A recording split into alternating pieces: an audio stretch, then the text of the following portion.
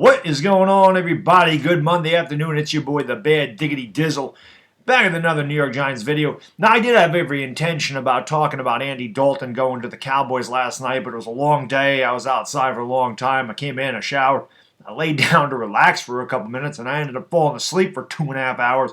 So by the time I woke up, it was kind of pointless to do the video. Now it's old news, so I just kind of figure I'll just let that slide. We all know Andy Dalton went to the Cowboys, and it is what it is. I don't believe for a minute that he's there to replace Dak Prescott. I think he's just there in a backup role as a veteran, and I really think that's all he's brought in for. I don't think it's going to be anything other than that. Dallas Cowboys fans or Dallas Cowboys haters, Dak haters can think that that's some kind of competition. I don't think it is personally, but, that's just my opinion. Another video, and I know, again, we just had the draft, and I know we haven't even played 2020, but, you're looking at these scenarios going forward next year for the New York Giants, and I did come out with a video, talking about would you want to draft Ja'Marr Chase? Now, obviously, probably the best receiver in college football. He had a massive season for LSU last year, but like I said, I don't know how much of that was Ja'Marr Chase and how much was Joe Burrow. Maybe they just worked really well together, and if there's no college football, we actually will not know. Hopefully there is college football, and we can find out exactly what Ja'Marr Chase is, and if the Giants would want to go ahead and take a wide receiver in the first round, and obviously he'd be a high pick, so I don't know where we're going to pick, but it is what it is. Me personally, I'm not for drafting wide receivers in the top 10. I feel like that is just a luxury position. I feel like there's other important spots that help you win football games before a wide receiver does. You take a look at some of the most elite receivers in NFL history, never won a Super Bowl. You can look at Terrell Owens. You can look at Randy Moss. You can look at Larry Fitzgerald. I mean, he's still playing, but he's never won. DeAndre Hopkins hasn't won. Julio Jones hasn't won. Odell Beckham hasn't won. So you can talk about many, many, many elite wide receivers in this league that have come and gone and never raised a Lombardi trophy. So how important really is an elite wide receiver when it comes to winning a championship? More important to me is an edge rush.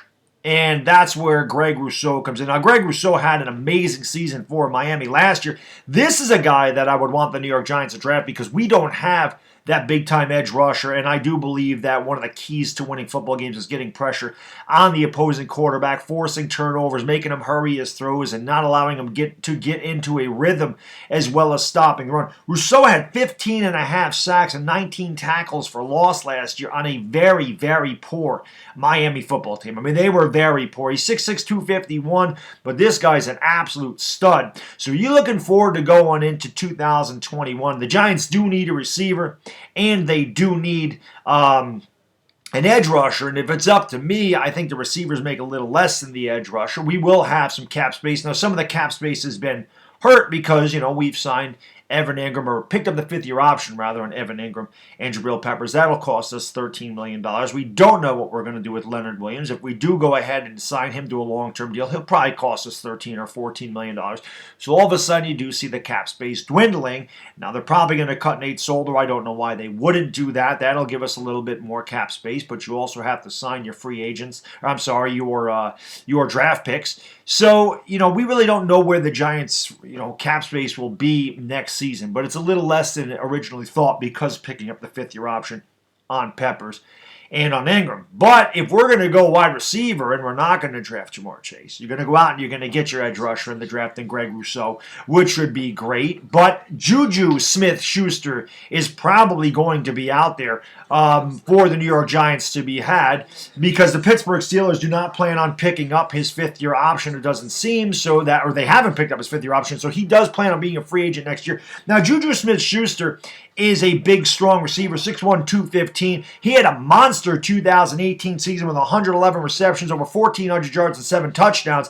Last year, he was injured a little bit. He had he played 12 games. He had 42 catches for 852 yards, only 3 touchdowns. Now, there's part of the reason that this may have happened, and you really don't know. Now, obviously, Ben Roethlisberger was injured most of the year. The Steelers had a lot of quarterback problems last year, without a doubt, so it's not like he's going to get massive production as he would with a very good quarterback and Ben Roethlisberger, a guy that's been there. But one thing that could have cost him a little bit is the fact that there was no Antonio Brown there. Now, when Antonio Brown's your number one wide receiver and defenses are fixated on stopping Antonio Brown, that does allow Juju Smith-Schuster to get open in one-on-one coverage and beat one-on-one coverage and have a major season. There was no Antonio Brown there last year, so how much of that was the fact that the Steelers' quarterback, situation was as bad as it was, and how much of it was the fact that Antonio Brown was not there to take the defenses away from Juju Smith-Schuster, who saw a lot of double teams last year. So it really is one hand washing the other. Personally, I think it was a little bit of a combination of both. But I do believe if you bring a Smith-Schuster in here, you could probably cut Golden Tate, and he's going to have other receivers to work with here, and a Darius Slayton, and in a Sterling Shepard, as well as an Evan Ingram, if he could stay healthy. So I really like this scenario for the New York Giants. Rather than going out and drafting Jamar Chase in the top 10, if we're drafting top 10 again, take your edge rusher and Greg Rousseau, sign a Juju Smith-Schuster, bring in a top receiver here, not an elite wide receiver, but a very good number one wide receiver in Juju Smith-Schuster, and see what you got. As always, let me know what you think in the comments section. If you made it this far, thank you so much for watching. Please like, please subscribe, ring the bell, and enjoy the rest of your Monday. It's the Bad Diggity Dizzle, and I am gone. Peace!